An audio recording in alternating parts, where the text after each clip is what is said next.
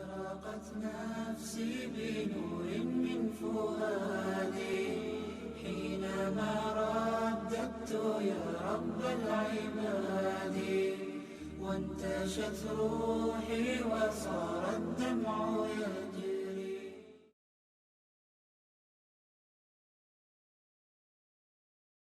بسم الله الرحمن الرحيم. إنا أعطيناك الكوثر فصل لربك وانحر إن شانئك هو الأبتر.